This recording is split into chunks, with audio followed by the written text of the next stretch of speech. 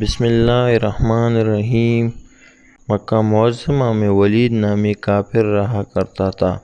اس کا ایک سونے کا بت تھا جس کی وہ پوجا کیا کرتا تھا۔ ایک دن اس بت میں حرکت پیدا ہوئی اور وہ کہنے لگا، لوگو، محمد اللہ کا رسول نہیں ہے، اس کی تصدیق مت کرنا۔ ولید بڑا خوش ہوا اور باہر نکل کر اپنے دوستوں سے کہنے لگا، مبارک ہو، آج میرا معبود بولا ہے اور صاف صاف اس نے کہا کہ محمد اللہ کا رسول نہیں ہے۔ یہ سن کر لوگ اس کے گھر آئے اور دیکھا کہ واقعی اس کا بت یہ جملے دہرا رہا ہے۔ وہ لوگ بہت خوش ہوئے اور دوسرے دن ایک عام اعلان کے ذریعے ولید کے گھر میں ایک بہت بڑا اجتماع ہو گیا تاکہ اس دن لوگ بت کے منہ سے وہی جملہ سنیں۔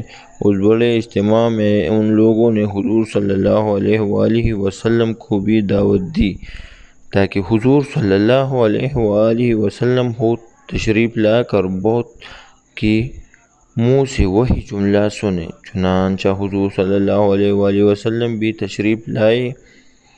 جب نبی کریم صلی اللہ علیہ وسلم تشریف لائے تو بت بول اٹھا، اے لوگو، خوب جان لو کہ محمد صلی اللہ علیہ وآلہ وسلم اللہ کے سچے رسول ہیں۔ ان کا ہر ارشاد سچا ہے اور ان کا دین حق پر ہے۔ تم اور تمہارے بت جھوٹے ہیں جو تمہیں گمراہ کرنے والے ہیں۔ اگر تم اس سچے رسول پر ایمان نہ لاؤ گے تو جہنم میں جاؤ گے۔ پس عقل مندی سے کام لو اور سچے رسول صلی اللہ علیہ وآلہ وسلم کی غلامی اختیار کر لو۔ بت کی یہ باتیں سن کر ولید بڑا گھبرایا اور اپنے معبود کو پکڑ کر زمین پر دے مارا اور اس کے ٹکڑے ٹکڑے کر دیے۔ حضور صلی اللہ علیہ وآلہ وسلم فاتحانہ طور پر واپس ہوئے تو راستے میں ایک گھوڑ سوار جو سبز پوش تھا حضور صلی اللہ علیہ وآلہ وسلم سے ملا۔ اس کے ہاتھ میں تلوار تھی جس سے خون ٹپک رہا تھا۔ حضور صلی اللہ علیہ وآلہ وسلم نے فرمایا، تم کون ہو؟ بولا، میں جن ہوں اور آپ کا غلام اور مسلمان ہوں، جبل طور میں رہتا ہوں۔ میرا نام معین بن العبر ہے۔ میں کچھ دنوں کے لیے کہیں باہر گیا ہوا تھا۔ آج گھر واپس آیا تو میرے گھر والے بہت رو رہے تھے۔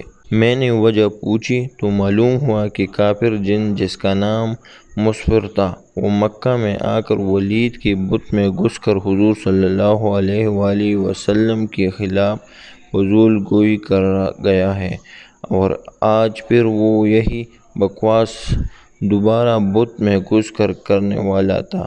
اس سے پہلے وہ آپ کے متعلق بکواس کرتا، یا رسول اللہ صلی اللہ علیہ وآلہ وسلم، مجھے سخت غصہ آیا۔ میں تلوار لے کر اس کے پیچھے دوڑا اور اسے اسی راستے میں قتل کر دیا۔